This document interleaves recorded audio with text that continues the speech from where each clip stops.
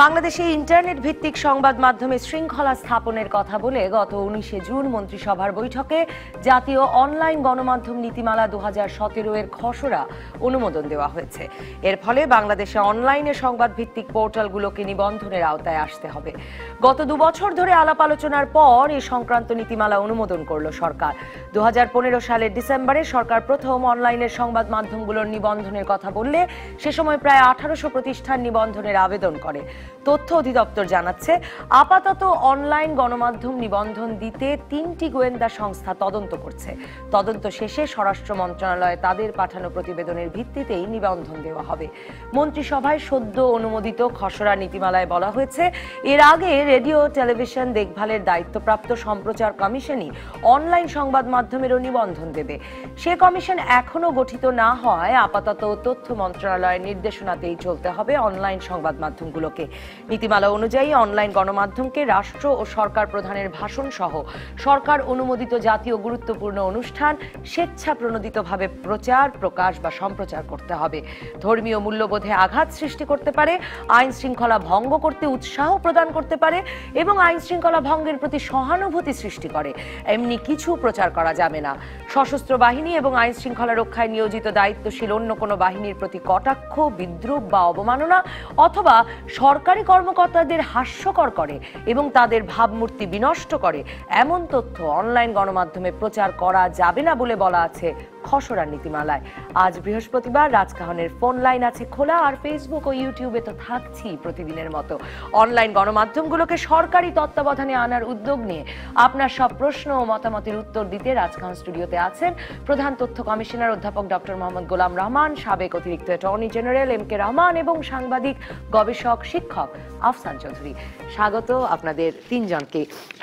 আফসান চৌধুরী, আমি যদি আপনাকে দিয়েই শুরু করি, যে প্রথমে আমার প্রশ্নটা হচ্ছে, মানে আমার ব্যক্তিগত কৌতূহল, যে অনলাইন গণমাধ্যম কি আসলে নিয়ন্ত্রণ করা যায় শেষ পর্যন্ত? মানে বাংলাদেশের ভূখণ্ডে যেসব এরকম করে বাংলাদেশের অনলাইন গণমাধ্যমকে সংজ্ঞায়িত করা হয়েছে এই খসড়ায়, কিন্তু ভূখণ্ড তো একেবারে প্রয়োজনীয় জিনিস না অনলাইনের জন্য। ধন্যবাদ আপনাকে।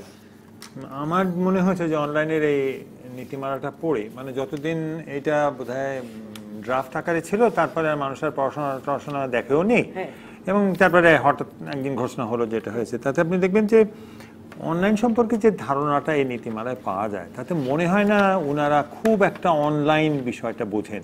মানে অনলাইন শব্দটাই আর এখন আর কেউ ব্যবহার করে না। ডিজিটাল মিডিয়া হচ্ছে কনভার্জেন্স মিডিয়ার যুগ।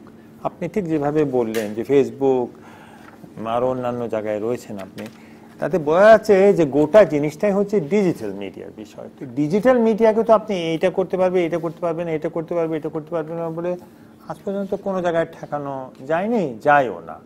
তো সরকার যদি এই নীতিটা, যে একে বিদ্রুপ করা যাবে, একে যাবে না, কথা বলা যাবে, যাবে না, এই অবস্থানটা না নিয়ে যদি বলতো আচ্ছা এটাকে যদি আমাদের ডিজিটাল ইকোনমি তো সারা দুনিয়ায় ছড়িয়ে পড়েছে ডিজিটাল মিডিয়ার মতোই, এখন আর আলাদাভাবে কেউ দেখছে না।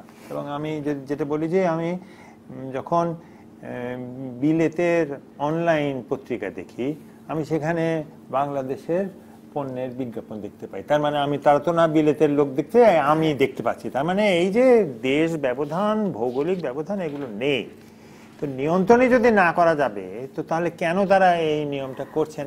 আমি একদম এখান থেকে এবারে এটাই আমার প্রশ্ন, যে একদম যদি নীতিমালায় বলা হয়েছে বাংলাদেশের ভূখণ্ড থেকে প্রকাশিত ইন্টারনেট ভিত্তিক রেডিও, টেলিভিশন, সংবাদপত্র এবং এই জাতীয় অন্য কিছু অনলাইন গণমাধ্যম হিসেবে বিবেচিত হবে, তার মানে বাংলাদেশের ভূখণ্ডের বাইরে কেউ যদি ভারত, যুক্তরাজ্য, যুক্তরাষ্ট্র কিংবা তিম্বাকতু থেকে কোনো সংবাদ প্রকাশ করে, আমি এখানে বসে পড়ি, তাতে তো কোনো বাধা আসলে বাংলাদেশ সরকারের আরোপ করবার ক্ষমতা নাই।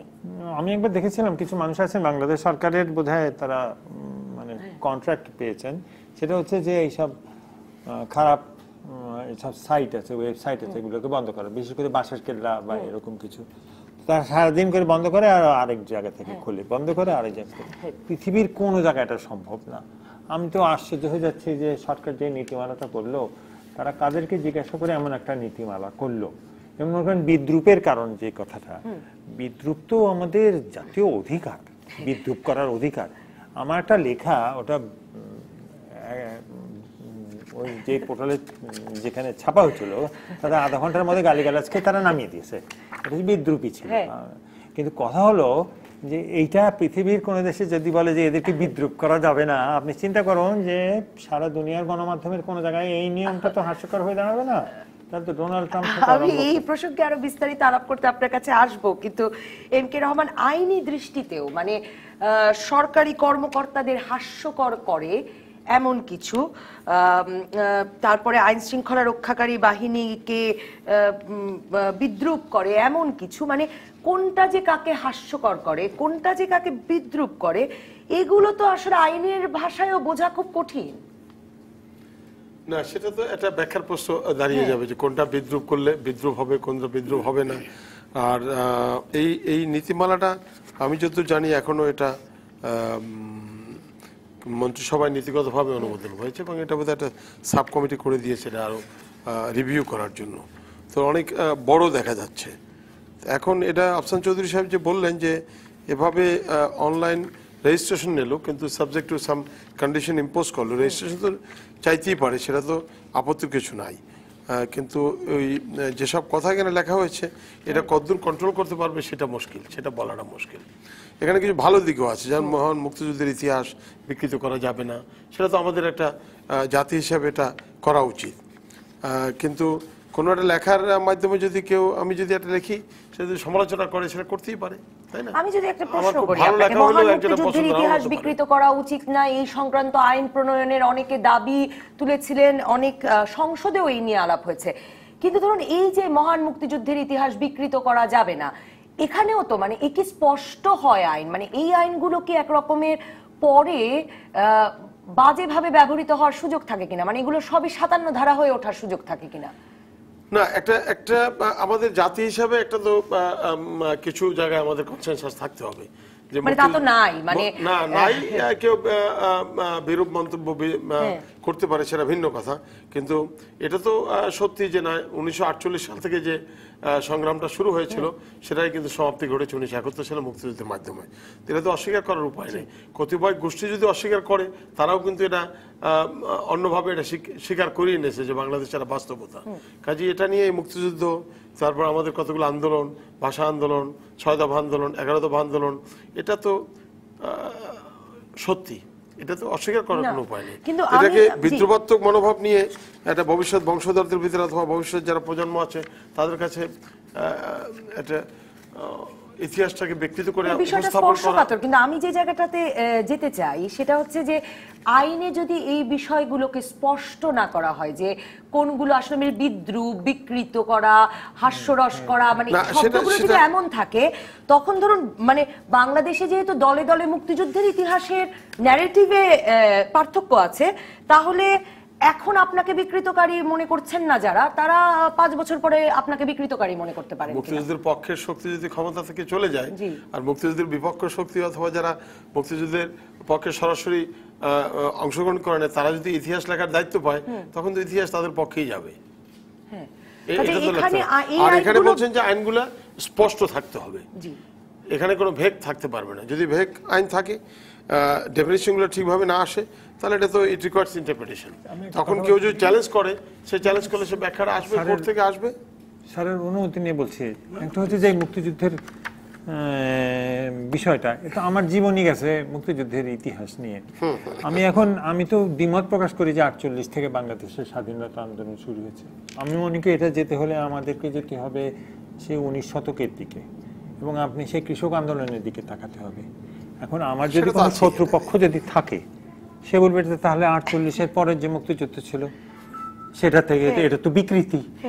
কারণ সাধারণত আমার মনে হচ্ছে, আমি একজন নামই বলছি যে প্রফেসর হারুন রশিদ আর আমরা মনে করি যে এই ধারাবাহিকতা অনেক দিনের, এই ধারাবাহিক।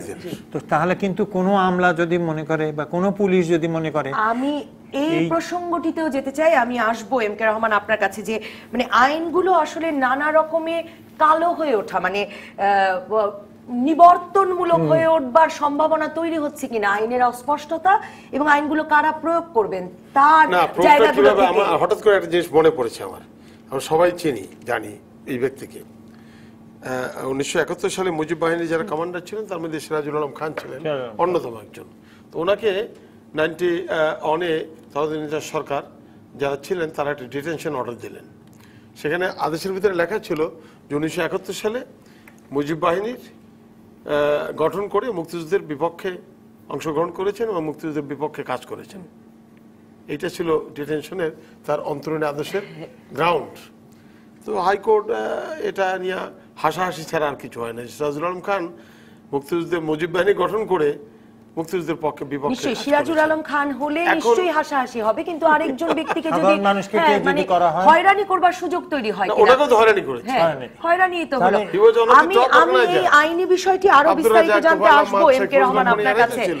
কিন্তু ডক্টর গোলাম রহমান, মানে এই পরিস্থিতিতে আসলে তথ্যের যে অবাধ তথ্য প্রবাহের যে অধিকারের আমরা কথা বলি, সাংবাদিকদের তথ্য প্রদানের যে স্বাধীনতার আমরা কথা বলি, সেগুলো বাধাগ্রস্ত হয় কিনা এই এত রকম আইনের ভিড়ে? আবার আমরাই তো অনেকদিন থেকে বলছিলাম যে বাংলাদেশের অনলাইন গণমাধ্যমগুলোকেও হয়তো একটা সমন্বিত নীতির আওতায় আনা উচিত।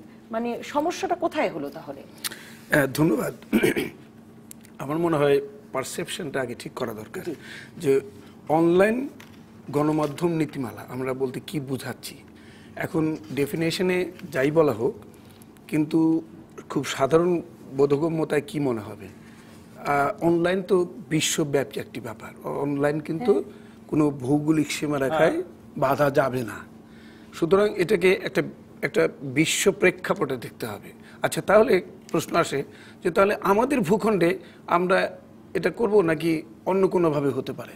বিষয়টা চ্যালেঞ্জটা কিন্তু ওই জায়গায়।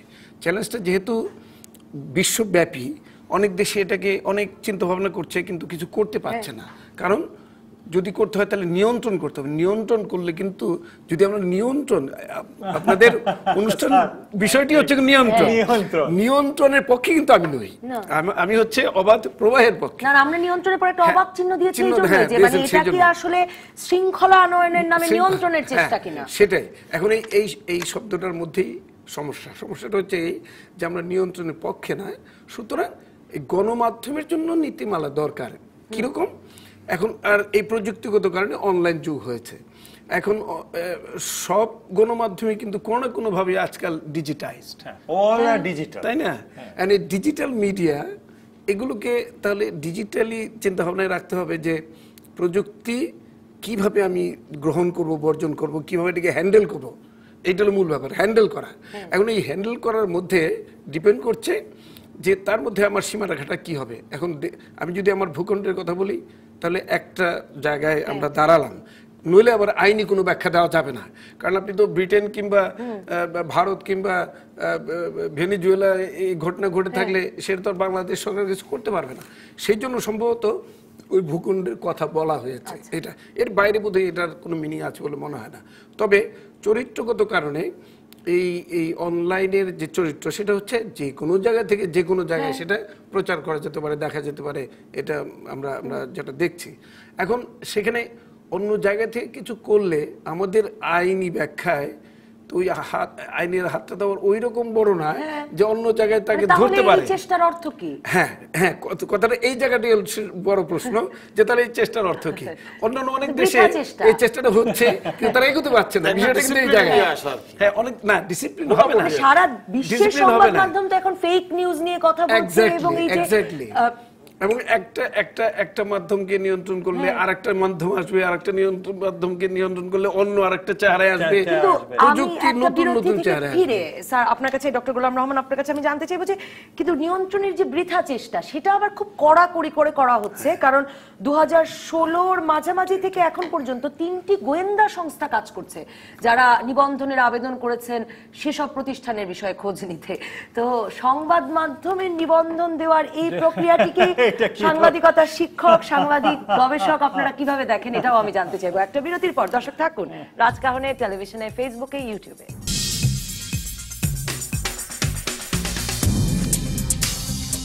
ফিরে এলাম রাজকাহনে। ডক্টর গোলাম রহমান, যে অনলাইন মানে নিয়ন্ত্রণ করাটাই আসলে অসম্ভব বলে আমরা আলোচনা করছিলাম, সেই অনলাইন নিয়ন্ত্রণের বৃথা চেষ্টা আসলে খুব গুরুত্ব দিয়ে বাংলাদেশের প্রশাসন যন্ত্র করছে। কারণ জানা যাচ্ছে যে 2016-র মাঝামাঝি থেকে যে নিবন্ধনের আবেদন করেছে যারা প্রায় 1800টি প্রতিষ্ঠান, তাদের বিষয়ে খোঁজ খবর নিচ্ছে 3টি গোয়েন্দা সংস্থা। তো এই গোয়েন্দা সংস্থা দিয়ে খোঁজ খবর করে গণমাধ্যমের নিবন্ধনের ব্যাপারটা কি? না, এখন বিষয়টা হচ্ছে কি, আমাদের কিন্তু কিছু ইতিহাস আছে, ঐতিহ্য আছে, অনেক কিছু। যদি আমরা ইতিহাসের দিকে তাকাই তাহলে আমাদের সংবাদপত্রের যে ডিক্লারেশন, একটি সংবাদপত্র প্রকাশ করতে গেলে সেটির জন্য যে ডিক্লারেশন, সেটির যে নিয়ম কানুন আইন কানুন আছে, সেটিও কিন্তু খুব সহজ না এবং যথেষ্ট নিয়ন্ত্রণমূলক, এটা বুঝতেই হবে এবং প্রশাসনিকভাবে। এবং সেখানে কিন্তু এই একই ধরনের নিয়ম আছে। সেখানেও কিন্তু গোয়েন্দার লাগে, সেখানে ব্যাংক সার্টিফিকেট লাগে, সেখানে তাকে ইচ্ছে করলে দিতে পারে, নাও দিতে পারে, এটা ডিসি সাহেব ইত্যাদি।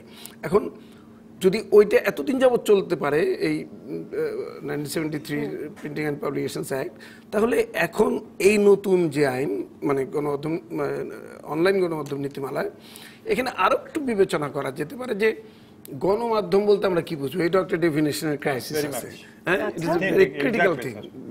হোয়াট ইজ গণমাধ্যম? সোশ্যাল মাধ্যম কিন্তু গণমাধ্যম কিন্তু উই ডোন্ট, হ্যাঁ গণমাধ্যম, কিন্তু গণমাধ্যম আসলে কি? আমরা কমিউনিকেশন স্টুডেন্ট, ছাত্র হিসেবে আমি মনে করি যে মাধ্যম দিয়ে কোনো যোগাযোগ কোনো বিচ্ছিন্ন জনগণের সাথে হয়, সেটা হলো গণমাধ্যম। যেমন টেলিভিশন একটা গণমাধ্যম, রেডিও একটা গণমাধ্যম, বই একটা গণমাধ্যম, ছবি একটা গণমাধ্যম ইত্যাদি। এখন অনলাইনটা তো একটা চ্যানেল, অনলাইন তো ক্যারিয়ার, অনলাইনের মধ্যে বেস করে অনেক কিছু আছে, সোশ্যাল মিডিয়া, এটা সেটা, পত্রিকা, ফিল্ম, বই, অনেক কিছু আছে। তাহলে সেইখানে গণমাধ্যম হিসেবে কাকে মনে করা হবে? যদি মনে করে যে সব কিছুই হতে পারে, সব কিছু ইনক্লুসিভ, ঠিক আছে। আবার এটাও ঠিক যে তাহলে তাদের জন্য কি প্রত্যেকের সেই ডিক্লারেশনের মতো একটা পারমিশন নিতে হবে? ব্যাপারটা এই জায়গায় ধরা যাক, আজকে সংবাদপত্র যেগুলো বের হচ্ছে সেগুলো প্রিন্ট ভার্সন বেরোচ্ছে, সাথে সাথে আবার অনলাইন ভার্সনও বেরোচ্ছে, মানে যেটা আমরা কোথাও কোথাও ভিডিও দেওয়া হচ্ছে, কোথাও ছবি দেওয়া হচ্ছে, কনভার্জেন্স অফ মিডিয়া যেটা আমরা বলছি, যে এক হাতের তলায় সমস্ত এসে যাচ্ছে।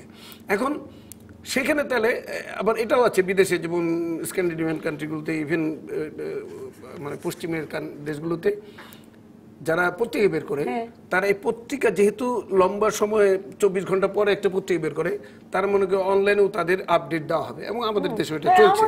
কিন্তু সেই আপডেটের সাথে শুধু নিউজ না, তার ভিডিও দিচ্ছে, আর ভিডিওটা আবার আপলোড করতে একটু বেশি সময় লাগে, কিন্তু ওই প্রিন্ট ভার্সনের সাথে পাল্লা দিয়ে কত তাড়াতাড়ি দেওয়া যায়, এটাও তারা আবার মানে এক ধরনের ইনোভেশন হচ্ছে, চেষ্টা করছে। হ্যাঁ, এখন এই যে প্রযুক্তির যে নবতর ধারা প্রতিদিন এটা যোগ হচ্ছে, এটাকে তো অস্বীকার করা যাবে না। কিন্তু এটাকে যদি নিয়ন্ত্রণ করার চেষ্টা কোনো সরকার কিংবা কোনো রাষ্ট্র ক্ষমতা কিংবা কোনো অথরিটি করে থাকে, এই চিন্তাটা ঠিক না। আমার মনে হয় না, আমার মনে হয় নিয়ন্ত্রণের কথা চিন্তা করে কিন্তু নীতিমালাটা ঠিক হয়নি। এটা করা হচ্ছে যে কিভাবে এটাকে হ্যান্ডেল করতে হবে, মানে অনলাইনকে, এই সাইবার জগৎকে কিভাবে আমাদের। আমি আসবো স্যার আপনার কাছে আবারও, কিন্তু এম কে রহমান, নিয়ন্ত্রণের চিন্তা ছাড়া আসলে মানে সেই একইভাবে, মানে 73-এর যে অধ্যাদেশ, সেই একই ধারায় 2017-তে এসেও গোয়েন্দা সংস্থার রিপোর্টের ভিত্তিতে নিবন্ধন দেওয়া, এবং মানে এখন কমিশন যতদিন গঠিত না হবে, কমিশন গঠন হওয়ার কোনো তারিখও ঠিক হয় নাই, ততদিন তথ্য মন্ত্রণালয়ের অধীনে থাকবে, গভর্নমেন্ট করবে, মানে তথ্য মন্ত্রণালয়ের নির্দেশে চলবে। তো এই পরিস্থিতিতে আসলে মানে কাদের দ্বারা আইনটি প্রয়োগ হচ্ছে, সেখানেও তো একটা সমস্যা থেকে যায় না। যারা প্রয়োগের যারা দায়িত্ব থাকবে তারাই করবে। এখন যদি আমলা নির্ভর আইন হয়, তাহলে সেখানে তো গণমাধ্যমের যে অবাধ প্রবাহ, সেটা নিয়ন্ত্রণ করতে চাইলে কিন্তু সেটা ঠিক হবে না। আর যদি এরা ডিসিপ্লিনের ভিতরে টানতে হবে, একটা রেগুলেটরি বডি থাকবে, যেমন ডিস্ট্রিক্ট ম্যাজিস্ট্রেট কোনো পত্রিকা বের করতে হলে সেখানে ডিস্ট্রিক্ট ম্যাজিস্ট্রেটের কাছে কতগুলো ক্রাইটেরিয়া আছে, সেটা ফুলফিল করলে উনি এটা দেন। আর ডিস্ট্রিক্ট ম্যাজিস্ট্রেট যদি রিফিউজ করলে আবার অ্যাপিলেট অথরিটিও সেখানে আছে, সেটাও কিন্তু আপিলও করা যায়, তারপরে কিন্তু কোর্টেও যাওয়া যায়, বিভিন্ন টায়ার আছে। এখানেও কিন্তু এই অনলাইন রেজিস্ট্রেশন একেবারে তো ব্ল্যাঙ্কেট হলে চলবে না, যা ইচ্ছা তাই লিখে ফেললাম, তাহলে তো স্বাধীন দেশ সেটা হয় না। একটা ডিসিপ্লিনের আওতায় আনলে সেটা বোধহয় খারাপ না, কিন্তু এটা ডিসিপ্লিনের মাধ্যমে করতে যাই, যদি পুরোপুরি কন্ট্রোল করতে যায়, তাহলে এটা অ্যাবিউজ হবে। হ্যাঁ মানে এবং তাহলে অ্যাবিউজ এটা হওয়া abuse হবে। নিয়ন্ত্রণমূলক নিবর্তনমূলক হওয়ার সম্ভাবনাটা সেখানেই তৈরি হয় কিনা, মানে জাস্ট পাতা ঘোরালেই আমি যতগুলো মানে কোনোটার আমি কোনো সংজ্ঞা দেখি না যে অশ্লীল হিংসাত্মক সন্ত্রাসমূলক এবং দেশীয় সাংস্কৃতিক মূল্যবোধের পরিপন্থী কোনো তথ্য উপাত্ত বা দৃশ্যাবলী প্রচার প্রকাশ বা সম্প্রচার করা যাবে না। মানে কে কে ঠিক decide করবে? করছেন কে সেটা তথ্য decide মন্ত্রণালয়ের কর্মকর্তা তার মানে ডিসাইড করবেন যতদিন কমিশন না হচ্ছে। হ্যাঁ, মানে commission হলে এই commission ঠিক আইনের করবে। প্রতিটি ধারাই তো এমন। হ্যাঁ তাই এখন ইন দ্য নেম অফ যদি কন্ট্রোল এটা করা হয়ে থাকে তাহলে তো গণমাধ্যম মানে তথ্যের অবাধ প্রবাহটা এখানে কন্ট্রোল হয়ে যাবে। তো সেক্ষেত্রে জনগণ ওই তথ্যের অবাধ প্রবাহ থেকে বঞ্চিত হবে। কিন্তু ওভারঅল যদি এটা ডিসিপ্লিনের ভিতরে আনতে হবে, এটা তো স্বীকার করতে হবে। কেন পত্রিকা যেগুলো বের হচ্ছে, প্রিন্ট মিডিয়া, ইলেকট্রনিক মিডিয়া, সেগুলো তো ডিক্লারেশনের মাধ্যমে, এটা তো গভর্নমেন্টের একটা বডি আছে যারা ডিস্ট্রিক্ট ম্যাজিস্ট্রেটের কাছে আমি যদি ডক্টর গোলাম রহমান এবং আফসান চৌধুরী আপনাদের দুজনের কথা ঠিক বুঝে থাকি, তার মানে তো ডিসিপ্লিনে আনতে যাওয়ার চেষ্টাটাই বৃথা, মানে অনলাইনের জায়গায় সেটিও একটা সমস্যা। Within the territory of Bangladesh ঠিক বৃথা এই কথাটা বলা যাবে না, কারণ যখন প্রযুক্তি আসছে প্রযুক্তিকে তো চলতে দিতে হবে। চলতে দিতে গেলে কিছু নিয়ম কানুন বেঁধে দিতে হবে। এখন নিয়ম কানুনটা সেটা নিয়ন্ত্রণমূলক হবে, সেটা কিন্তু ঠিক না। এটা সমাজের একটা ইতিবাচক দৃষ্টিভঙ্গির থেকে এটাকে করতে হবে, কারণ এর মধ্যে অশ্লীলতা আছে, এর মধ্যে সমাজের অসামাজিক বিষয় আছে, এখানে সমাজের যা গ্রহণ বর্জনের বিষয় আছে, সেটা তো একটা দায়িত্ববোধের ব্যাপার আছে। বিশৃঙ্খল অবস্থা যখন সৃষ্টি হয়, লড়াটা সৃষ্টি করতে পারে, সেটাও তো দায়িত্ববোধের ব্যাপারটা সে তো নিশ্চয়ই, কিন্তু যখন আমরা বছরের পর বছর প্রচেষ্টায়, ধরুন বাঁশের কেল্লার নাম বলেছিলেন ডক্টর আফসান চৌধুরী, যে বাঁশের কেল্লা বন্ধ করতে পারি না, যখন আমরা বছরের পর বছর চেষ্টায় ফেসবুকের নানা রকম অ্যাবিউসিভ পাতাগুলো বন্ধ করতে পারি না, তখন আসলে নিয়ন্ত্রণের ক্ষমতার জায়গাটি নিয়ে আমি একটু জানতে চাই। আর আফসান চৌধুরী এটাও জানতে চাই যে মানে সুদীর্ঘ জীবন সাংবাদিকতা করবার পর আসলে এই যে প্রশাসনিক ব্যবস্থায় অনুমোদন এবং প্রশাসনিক ব্যবস্থায় বন্ধ হয়ে যাওয়ার যে ভবিতব্য আমাদের সংবাদ মাধ্যমগুলোর, সেটাকে আপনি কিভাবে দেখেন? ধন্যবাদ আপনাকে। মানে আমার কাছে এই অপ্রয়োজনীয়তাটা কেন মনে হচ্ছে, এটা আমি মনে করছি যে সাংবাদিকরা বোধহয় দেশপ্রেমিক হতে পারবে না, এরকম একটা ধারণা। মানে দেশপ্রেম হওয়ার মনোপলিটা বোধহয় আমলাদের হাতেই চলে গেছে, বা যারা আমলা সরকার মানে সামরিক বেসামরিক আমলারাই ঠিক করবেন। কারণ আপনি এই 45 বছরের ইতিহাসে আপনি কতটুকু গণমাধ্যম কর্মীরা দেশের ক্ষতি করার চেষ্টা করেছে? সম্প্রতিও আমি একেবারে উদাহরণ দিতে পারবো। আমি গোলাম রহমান স্যার তো পড়িয়েছেন, আমার স্যার, এবং আমরা তো আমার তো 43 বছর না 44 বছর হয়ে গেছে সাংবাদিকতায়। আমরা যে দেশের নাগরিক হিসেবে আমাদের 3টা গোয়েন্দা সংস্থা এসে জিজ্ঞেস করবে, কি জিজ্ঞেস করবে?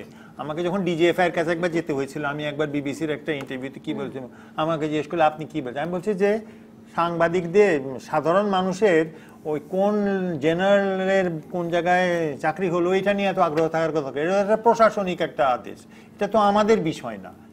তো এরকম করে তো যে কোনো কিছুতে হতে পারে। আমি মনে করি আমাদের ইদানিং এখানে একটু আপনাকে, আপনি যেহেতু বললেন যে সাংবাদিকরা কবে কার ক্ষতি করেছে, এই না সাংবাদিকরা কবে কার ক্ষতি করেছে মানে কি, এটা তো সাংবাদিক গোটা কমিউনিটিকে বলা হচ্ছে, এই আইনটা কমিউনিটিকে। কিন্তু তখন যারা ক্ষতি করবার জন্য সংবাদ মাধ্যমের লড়াইটাও কিন্তু আমরা একেবারে 2013-14 সালেও দেখেছি যে ভুল ছবি, মানে অন্য দেশের ছবি বাংলাদেশের ছাপানো, সেটা তো সাংবাদিক, আচ্ছা সেটা তো সাংবাদিকতা। আমার মনে হয় কদিন আগে বলেছিল বাবরি মসজিদের সময় একটা খবর দেওয়া হয়েছিল, সে সময়ও এরকম ছবি আমি চাই দেখি যে অনলাইন তো ছিল না, মানুষের সারাক্ষণ সংবাদ মাধ্যম, সেখানে না আমি বলছি যে কখনো তো একটা ছবি এরকম পত্রিকায় এসেছিল, পত্রিকায় এসেছিল যে এইটার বিরোধিতা কারা করেছে? এটা তো গণমাধ্যমই করেছিল, গণমাধ্যমে এই জিনিসটা ঘটতে বাধ্য।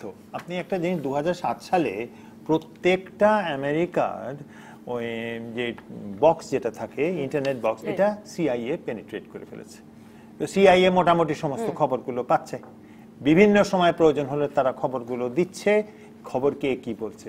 আমার কথা হলে প্রযুক্তির কারণে নিয়ন্ত্রণটা সম্ভব নেই। গোলাম রহমান স্যার যে কথাটা বলছেন যে আপনি কি চান, আপনি কি নিয়ন্ত্রণ চান না উন্নয়ন চান, এটা খুব পরিষ্কার কথা। আপনি উন্নয়ন হলে আপনাকে অংশীদারিত্বের ভিত্তিতে আপনাকে এই জিনিসটা করতে হবে। কিন্তু এই আইনটা, এটা আমি পড়েছি, এই আইনটা পড়ে আমার কোনো সময় মনে হয়নি যে এটা একেবারে এসে দাঁড়িয়ে তুমি কি বলেছো, তুমি কি, এই ধরনের যদি মনোভাব থাকে তাহলে যেটা হবে বিপদ, যেটা ফেসবুক বন্ধ করা হয়েছিল 3-4 বছর আগে, কি হলো সারা বাংলাদেশের মানুষ যেটা জানতো তিন চার না। বছর হয় না, হ্যাঁ। ও আচ্ছা, দু তিন দুই বছর, বছর খানে হবে প্রায় about তখন 1 কি year। হলো, আমরা যেটা শিখলাম টর, আমরা শিখে গেলাম। এবং টরটার সবচেয়ে ডেঞ্জার হচ্ছে টরকে নিয়ন্ত্রণ করা যায় না, এটাকে বলে ডিপ ওয়েব। ডিপ ওয়েব নিয়ন্ত্রণ করা যায় না। এখন বাংলাদেশের কত মানুষ টরে ব্যবসা করে, বাংলাদেশের ড্রাগের ব্যবসাটা হয় টরে, সেটাকে কয়জন মানুষ ধরতে পারবে?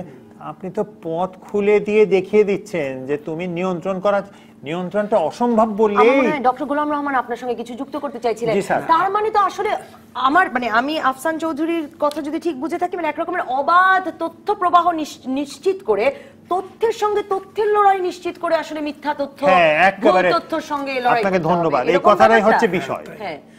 এখন যখন কখনো কখনো আমরা দেখি যে অভিজ্ঞতায় যে কোনো কোনো পত্রিকায় ওই যে বিদেশের একটা ছবি ছাপিয়ে দিয়ে একটা ভুল ক্যাপশন দিয়ে, ভুল নয়, এটা উদ্দেশ্যমূলক ভাবে উদ্দেশ্যমূলক, হ্যাঁ। প্রচারণা চালানো হয়েছে, মিথ্যা প্রচারণা করা হয়েছে। এখন বিষয়টা কি ওইরকম যে এগুলো ঠেকানোর জন্য এই আইন করতে হবে? আমি মানে hypothetically বলছি। হ্যাঁ।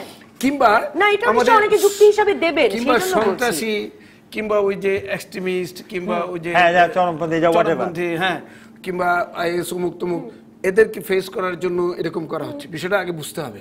তো এখন যদি আমি সবকিছুর জন্যই একই ওষুধের বড়ি ঠিক করি তাহলে তো হবে না। এখন প্রত্যেকটা জিনিসকে আইডেন্টিফাই করে সেটার জন্য আমাকে ব্যবস্থা নিতে হবে। এটা প্রেসক্রিপশন তো এরকম, এটা ঢালাওভাবে একটা এরকম নীতিমালা, যে নীতিমালায় অনেক কিছুকে ধরা হবে কিন্তু কিছুই ধরা যাবে না, কিংবা ইচ্ছামূলকভাবে যা খুশি ধরা যাবে। এই যে ইচ্ছা করে যা খুশি ধরা ধরা যাবে, যাবে, সেখানেই তো বিপদটা। যে অপপ্রয়োগটা হচ্ছে সেটা হচ্ছে ভয়াবহ। যেমন আইসিটি অ্যাক্ট 57 এন্ড 57 ইকুয়ালি কোনো কোনো ক্ষেত্রে অনেক ভালো, কিন্তু সবগুলো ভালো না অবশ্যই না, কিন্তু কোনো কোনো জিনিসগুলো ভালো আছে। কিন্তু এখন হচ্ছে কি তোরে বানে ভেসে ওই যে যাচ্ছে, আপনাকে সব খারাপ হতে উস্কানি অপপ্রয়োগ দেবে, হচ্ছে। হ্যাঁ, এরকম হলেও আপনাকে ধরা অপপ্রয়োগ যাবে। হচ্ছে, অপপ্রয়োগ হচ্ছে, ভয়াবহ অপপ্রয়োগ। এখন এই নীতিমালা তো কতগুলো ধারায় এই বিষয়টা আছে যে ওই যে এখন যেমন সরকারি দলের লোকজনকে কিংবা নেতাদের হাস্যবিদ্রুপ কিছু করা যাবে না, এটা মিন করে কি? এর তো কোনো ডেফিনেশন নাই। তবে হ্যাঁ, আমাদের কিন্তু আইনেও কিছু ঘাটতি আছে। আইন যেমন অশ্লীলতা আইন, অবসিনিটি অ্যাক্ট, যেটা সেখানে কিন্তু অবসিনিটি কি এটা কিন্তু ডিফাইন করা নেই। অশ্লীলতা কি এটা কিন্তু ডিফাইন ও, করা তার নেই। মানে আমাদের পুরো আইনেই সেটা নাই, আইনেই মানে নাই। আমি যে একটারে নাই তো না, আরেকটাতে না, যাব না, তার না, কোনো উপায় নাই। আইনেই নাই। আমি বলছি যে আইনে নেই। মুক্তিযুদ্ধের চেতনা তো নাই, মুক্তিযুদ্ধের ইতিহাস কিন্তু বিকৃত করার অবসিনিটির তো কথা সংজ্ঞা যদি নাই। বলি, হ্যাঁ। অশ্লীলতা যদি বলি, সেখানে বিচারক, জাজ কিংবা জাস্টিস উনি বিষয়টাকে যেভাবে বিবেচনা করবেন সেটার ভিত্তিতে উনি নির্দেশনামে রায় দিবেন। উস্কানির কি কোনো সংজ্ঞা আছে কোনো আইনে, এম কে রহমান? উস্কানি বলতে কি বোঝায়, সেটার কি কোনো সংজ্ঞা আছে কোনো আইনে? ইনস্টিগেট করা আর কি। হ্যাঁ, কোনটায় কে ইনস্টিগেট হয় আমি হবে। বুঝবো কি করে? সেটা না, হ্যাঁ। it is subjective. এখন It will be It is subjective. totally subjective. আইনের বাইরে যে অথবা নিয়ম নীতির বাইরে যে যদি কেউ প্রোপাগান্ডা করে, উস্কানি দেয়, এ ধরনের হতে পারে সেটা। আর এখানে তো কোনো ডেফিনেশন, উদ্দেশ্য, লক্ষ্য, প্রধান বৈশিষ্ট্য, কৌশল, সংজ্ঞা, সংজ্ঞা ভিতরে সবগুলো সঙ্গে নেই। আমি একটা বলি, 71 সাল আমার তো বিষয়টা একটা বিরতি নিয়ে আমি ফিরি, একটা বিরতি নিয়ে ফিরছি। দর্শক থাকুন রাজকাহনে টেলিভিশনে, ফেসবুকে, ইউটিউবে।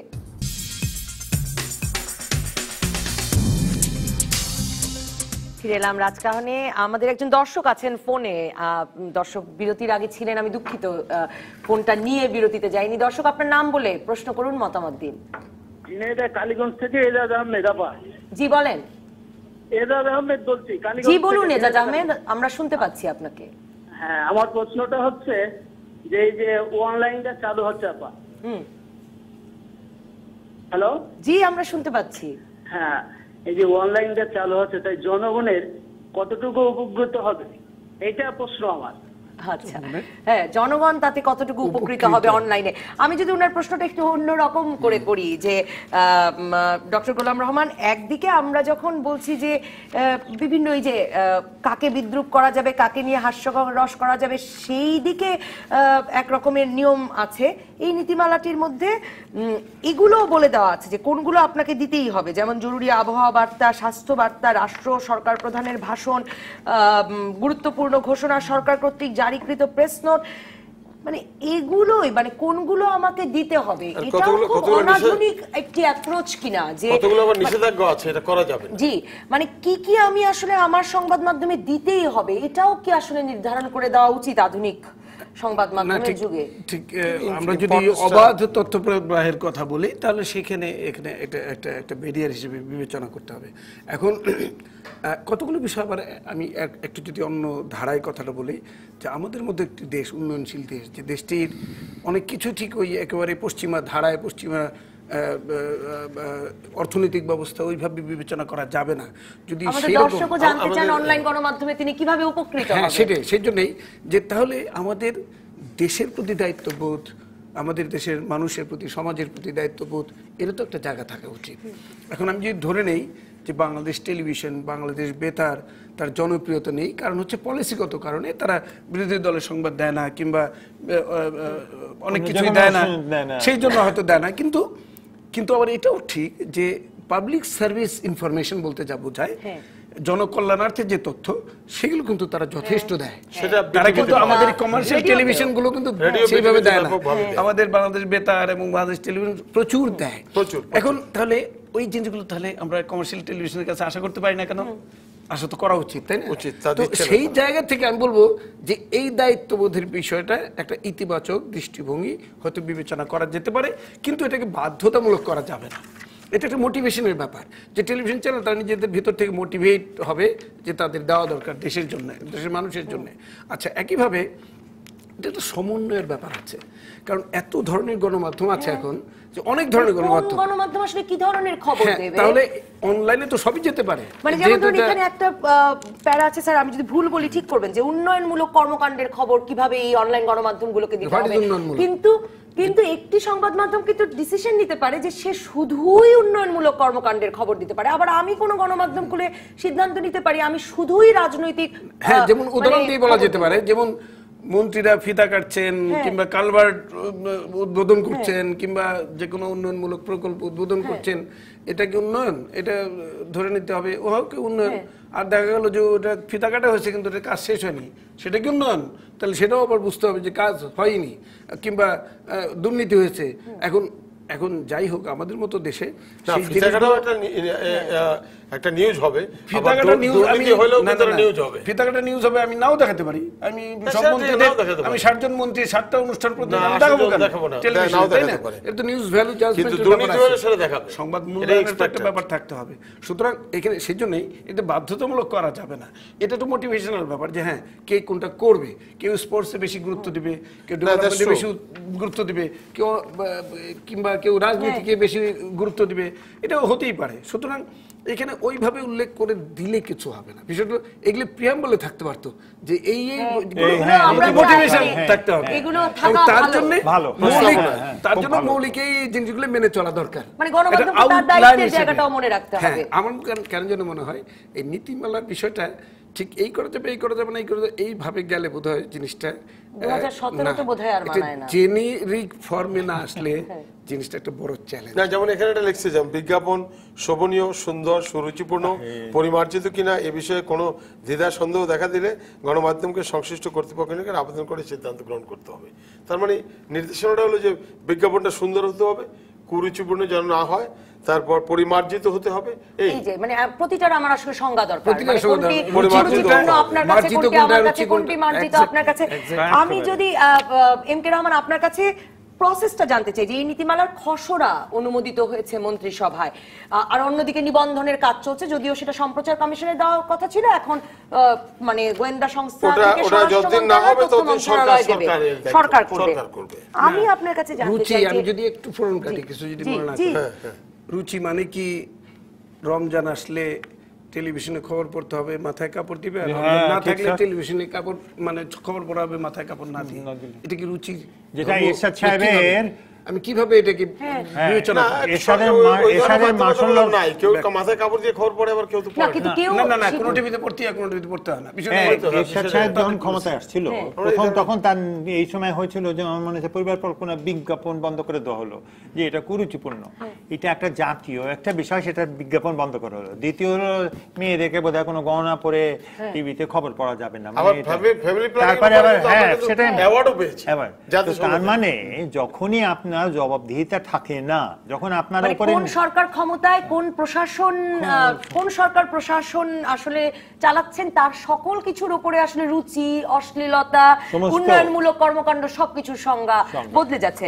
কিন্তু যেই সংজ্ঞাটি আমি যদি বারবারই এই আইনটির কথা বলছি যে আইনটা সার্বজনীন হলে ভালো হয়। জি। সরকার চেঞ্জ হয়ে গেলে আইনের যদি অপব্যাখ্যা হয়, মিসইউজ হয়, সেটা কিন্তু ভালো জিনিসটা। তো আমাদের এখানে কিন্তু উদাহরণের একটা প্রমাণিত আছে যে গভর্নমেন্ট চেঞ্জ হয়ে গেলেই তখন আইনগুলো মনে করছে গত সরকার করে গেছে, এই সরকারের সময় আর কিছু সংশোধনে নিয়ে আসা উচিত আমাদের সুবিধার জন্য।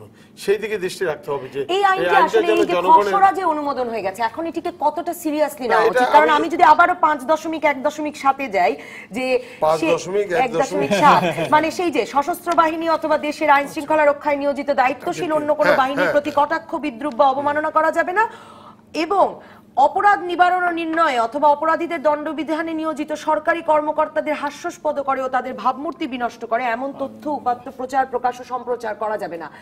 এই দুটো জায়গা মানে আমরা সাংবাদিকরা জানি যে এই দুটো জায়গা মানে নিশ্চয়ই বিদ্রুপ, হাস্যরস এগুলো খুব নেগেটিভ শব্দ, কিন্তু এই জায়গাগুলোতে তো আমরা যদি বক্তব্য রাখতে না পারি তাহলে আসলে হয়তো বা 7 খুনের নিউজ আর দেওয়া যায় না তাহলে নারায়ণগঞ্জে, তাহলে হয়তো বা কোনো একজন দ্রুত বিচার মানে ওই যে ম্যাজিস্ট্রেট কোর্টের মাধ্যমে ফরমালিন ধরতে গিয়ে ধরুন হয়রানি করছেন, কোনো মোবাইল কোর্টের মাধ্যমে হয়রানি করছেন, আমার পক্ষে তাহলে আর সেই খবর দেওয়া সম্ভব হয় না। তাহলে না, এই যে লিখছে 5.1.7 সশস্ত্র বাহিনী অথবা দেশের আইন শৃঙ্খলা রক্ষায় নিয়োজিত দায়িত্বশীল অন্য কোনো বাহিনীর প্রতি কটাক্ষ, বিদ্রুপ বা অবমাননা করা যাবে না, দ্যাট ইজ ট্রু। কিন্তু কেউ যদি আইনটাকে মিসইউজ করে, অপপ্রয়োগ করে, তাহলে সেটা তো করা যাবেই।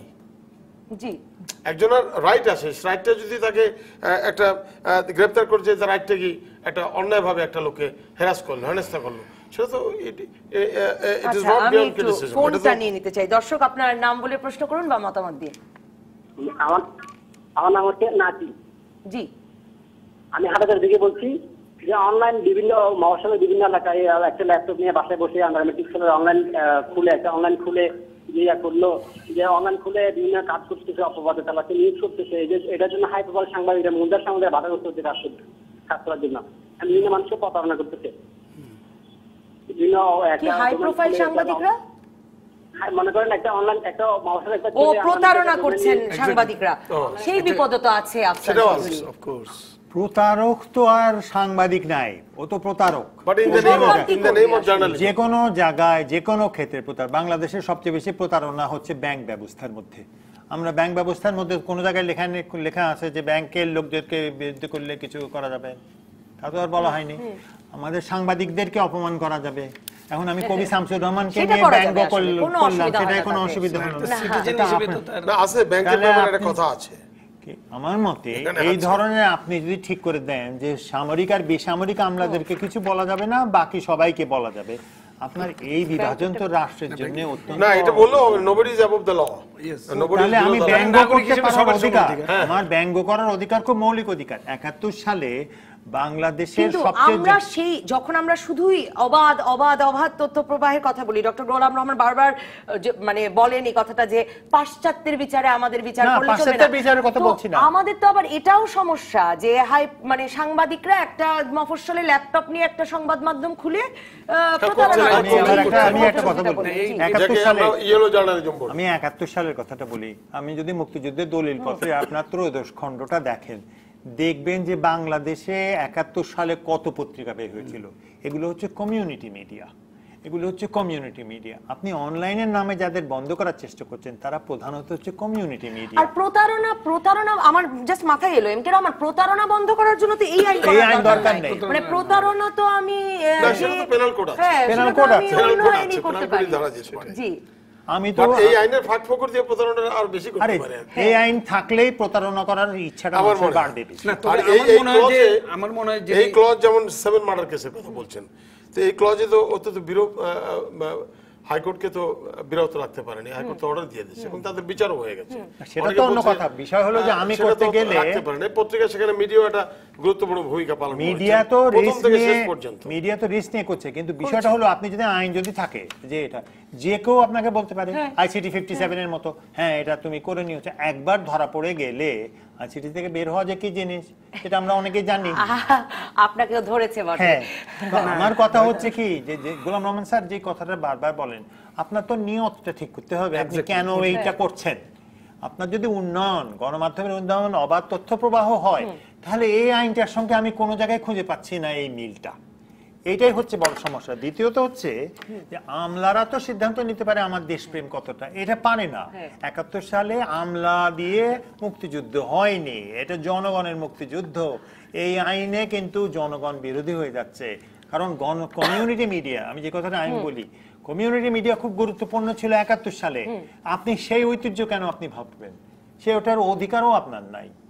ডক্টর গোলাম রহমান, কিভাবে আসলে অবাধ তথ্য প্রবাহ রক্ষা করা যায়, আবার আপনারা যে কিছুটা নিয়ন্ত্রণ, কিছুটা দেখভালের কথা বলেন, সেটিও করা যায়, এই বিষয়ে কি আপনারা কোনো সাজেশন দেওয়ার সুযোগ পান? আমি নিয়ন্ত্রণের কথাটাকে মোটেই আমি পাত্তা দেব না। মানে আপনি নিয়ন্ত্রণের না, বিপক্ষে? নিয়ন্ত্রণের বিপক্ষে। বিষয়টা হচ্ছে যে যিনি প্রশ্নটি করলেন তার আশঙ্কা হচ্ছে যে যে কেউ ঘরে বসে একটা ল্যাপটপ নিয়ে কিন্তু হচ্ছে সেগুলো। হচ্ছে এবং শত শত হাজারো অনলাইন স্যার, সেটা তো পত্রিকার আমলেও হতো, মানে এখন অনলাইনে হচ্ছে। কিন্তু হ্যাঁ, এখন এটা গুরুত্ব দেওয়া হচ্ছে বেশি, পত্রিকা, সোশ্যাল মিডিয়ার ইম্প্যাক্ট বেশি, এসব কথা বলে একটা পজিটিভ ধারণা দেওয়া হচ্ছে, কিন্তু তারা কিন্তু কোনো ইনস্টিটিউশন না, এটা বুঝতে হবে। একটা ম্যাস মিডিয়া, একটা টেলিভিশন চ্যানেল, একটা পত্রিকা, প্রতিটা একটা ইনস্টিটিউশন, কিন্তু সোশ্যাল মিডিয়ার ওইগুলো কিন্তু ইনস্টিটিউশন না, ব্যক্তি পর্যায়ে যেগুলি করছেন। তো সেই জন্য একটা ইনস্টিটিউশনাল শেপ দেওয়া দরকার আছে। আর যদি সোশ্যাল মিডিয়াকে অবাধে ওইভাবে স্বীকার করে নিতে হয়, তাদের তথ্য প্রবাহে আমি তবে হ্যাঁ, যদি তারা অন্যায় করে, যদি তারা মিথ্যাচার করে, যদি তারা উদ্দেশ্য প্রণোদিত ভাবে দেশকে ধ্বংসের মুখে ঠেলে দেয়, তো সেটার জন্য বিচার হতে হবে। আমার সেটার জন্য ব্রড আউটলাইন থাকা দরকার। এই আইনটা লাগে এইভাবে না, ব্রড আউটলাইন দরকার, যে সমন্বিত গণমাধ্যমের জন্যই দরকার। সেজন্য একটা সমন্বিত গণমাধ্যম নীতিমালা দরকার, যেগুলো সব গণমাধ্যমকে কভার করবে। অসংখ্য ধন্যবাদ ডক্টর গোলাম রহমান, এম কে রহমান, আফসান চৌধুরী। দর্শক ধন্যবাদ যারা সঙ্গে ছিলেন রাজকাহনের প্রথম পর্বে।